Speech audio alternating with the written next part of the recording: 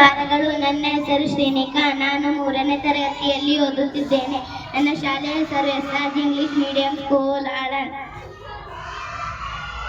1947 August 15ರಂದು ಭಾರತ ಸ್ವಾತಂತ್ರ್ಯವಾಯಿತು. ಅದು ಮರೆಯಲಾರದ ಹಬ್ಬ. 100 ವರ್ಷದ ದಾಸ್ಯ ಸಂಕೋಲೆಯಿಂದ ಬಿಡುಗಡೆ ಪಡೆದ ಆನಂದದ ಹಬ್ಬ. ನಮಗೆ ಸ್ವಾತಂತ್ರ್ಯ ಕೊಡಲೆಂದೇ 6.5 ಲಕ್ಷ ಕ್ರಾಂತಿಕಾರಿಗಳು ಬಲಿದಾನಗೈದಿದ್ದರು. ಆದರೀಗ ಅವರಲ್ಲಿ ಯಾರೊಬ್ಬರೂ ನೆನಪಿಲ್ಲ. ಯಾವ ದೇಶ ಹುತಾತ್ಮರನ್ನು ಮರೆಯೋದು ಅಂತ ದೇಶಕ್ಕೆ ಭವಿಷ್ಯವಿಲ್ಲ ಅನ್ನುತ್ತಾರೆ. ಬನ್ನಿ, ನಾವಾದರೂ ಆ ಮಹಾಮಹಿಮರನ್ನು ನೆನಪಿಸಿಕೊಂಡು ರಾಷ್ಟ್ರದ ಅಭ್ಯುದಯಕ್ಕೆ ಮುನ್ನುಡಿ ಬರೆಯೋಣ. ಅದರಲ್ಲಿ ಪ್ರಮುಖರು ವಿ.ಡಿ. ಸಾವರ್ಕರ್, ವಿನಾಯಕ್ ದಾಮೋದರ್ ಸಾವರ್ಕರ್, ಸ್ವಾತಂತ್ರ್ಯ ವೀರ ಸಾವರ್ಕರ್.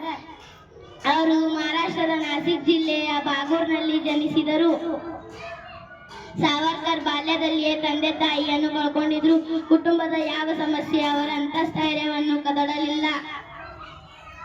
ಭಾರತದ ಸ್ವಾತಂತ್ರ್ಯಕ್ಕೋಸ್ಕರ ತನ್ನಷ್ಟೇ ಹಂಬಲಿಸಿದ್ದರು ತರುಣರನ್ನು ಆಯ್ದು ಗುಪ್ತ ಕ್ರಾಂತಿಕಾರಿ ತರಬೇತಿ ಸಂಘಟನೆ ಅಭಿನವ ಭಾರತವನ್ನು ಕಟ್ಟಿದರು. ಬ್ರಿಟಿಷರು ಲಂಡನ್ನಿಂದ ಬಂದು ಭಾರತವನ್ನು ಆಳಬಹುದಾದರೆ ಭಾರತೀಯರೇಕೆ ಲಂಡನ್ನಿಗೆ ಹೋಗಿ ಬ್ರಿಟಿಷರೊಂದಿಗೆ ಕಾದಾಡಬಾರದು ಎಂಬ ಯೋಚನೆ ಬಂದಿದ್ದೇ ತಡ. ಲಂಡನ್ನಿಗೆ ಹಾರಿಯೇ ಬಿಟ್ಟರು. ಲಂಡನ್ನಿನ ಗ್ರಂಥಾಲಯದಲ್ಲಿ ಕುಳಿತು ಭಾರತದ ಮೊದಲ ಸ್ವಾತಂತ್ರ್ಯ ಸಂಗ್ರಾಮ 1857 ಎಂಬ ಪುಸ್ತಕವನ್ನು ಬರೆದರು. ಆ ಪುಸ್ತಕದ ಮೊದಲ 2 ಪುಟ ಕದ್ದು ಓದಿದ ಬ್ರಿಟಿಷರು ಅದನ್ನು ಭಾರತ ಮತ್ತು ಲಂಡನ್ನಲ್ಲಿ ನಿಷೇಧಿಸಿದರು. 1905ರಲ್ಲಿ ಸಾವರ್ಕರ್ ಭಾರತದಲ್ಲಿ ಮಾಡಿದ ಭಾಷಣಕ್ಕೆ ಪ್ರತಿಯಾಗಿ 1910ರಲ್ಲಿ ಅವರನ್ನು ಲಂಡನ್ನಲ್ಲಿ ಬಂಧಿಸಿದರು. ಭಾರತದಲ್ಲಿ ವಿಚಾರಣೆ ನಡೆಸಿದರೆ ಮನಬಂದಂತೆ ಶಿಕ್ಷೆ ಕೊಡಬಹುದು ಎಂಬ ಉದ್ದೇಶದಿಂದ ಅವರನ್ನು ಭಾರತ ಕರೆತರಲಾಯಿತು. ಅವರಿಗೆ ದೂರದ ಅಂಡಮಾನಿನ ಕಾಲಾಪಾನಿ ಜೈಲಿನಲ್ಲಿ 50 ವರ್ಷದ 2 ಅವಧಿಯ ಜೀವಾವಧಿ ಶಿಕ್ಷೆ ನೀಡಿದರು. ಕಾಲಾಪಾನಿ ಸಾಮಾನ್ಯವಾದ ಬಂದಿಖಾನೆಯಾಗಿರಲಿಲ್ಲ. ಭಾರತೀಯ ಕ್ರಾಂತಿಕಾರಿಗಳನ್ನು ಕ್ರೂರವಾಗಿ ಶಿಕ್ಷಿಸಲು ಕಟ್ಟಿಸಿದ ಬಂದಿಖಾನೆಯದು.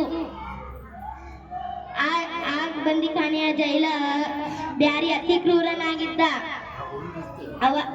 ಅವಾಗ ಬ್ಯಾರಿ ಹೇಳುತ್ತಾನೆ ಸಾವರ್ಕರಿಗೆ, ನೀನು ನಾನು ಹೇಳಿದ್ದಂಗೆ ಕೇಳಿದರೆ ನಾನು ನಿನ್ನನ್ನು 1960ರಲ್ಲಿ ಬಿಡುಗಡೆ ಮಾಡುತ್ತೇನೆ. ಅವಾಗ ಸಾವರ್ಕರ್ ಹೇಳುತ್ತಾರೆ, ಏ ಬ್ಯಾರಿ, ಎಲ್ಲಿ ತನಕ ನಾವು ನಿಮ್ ಕಪ್ಪಿ ಮುಷ್ಟಿಯಲ್ಲಿ ಇರ್ತೀವಿ ಅನ್ಕೊಂಡಿದ್ಯಾ?